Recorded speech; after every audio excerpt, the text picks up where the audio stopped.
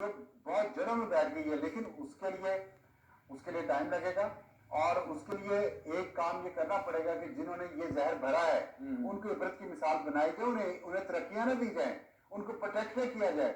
ये सोचना उन लोगों का काम है।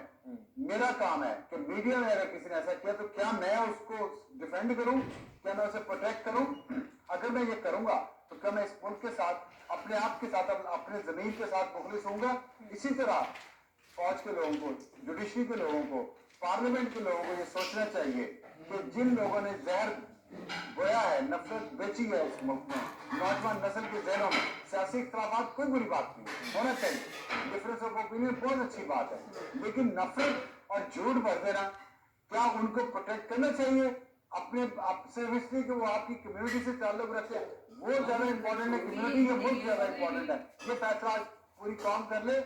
ये इंतखाबात होते रहते हैं और होते रहेंगे, लेकिन ये जो नफरत के बीज बो दिए गए ना, दरख्त बन चुके हैं, इनको काटना बहुत जरूरी है। बिल्कुल ठीक है, और बड़ी दुरुस्त बात कही है आपने अफसार आलम साहब कि मुआशी इस्तेहकाम होगा, महंगाई कम होगी तो फिर मियां नवाज शरीफ को किसी तरह की कोई बयानियां बनाने की जरूरत नहीं है। किरण, मैं आपकी तरफ भी आता हूँ, लेकिन जरा पहले सुनवा देते हैं, मुख्तसर सी गुफ्तगू की है तैयारी में मियां मोहम्मद नवाज शरीफ ने, क्या कह रहे हैं वो सुनते हैं।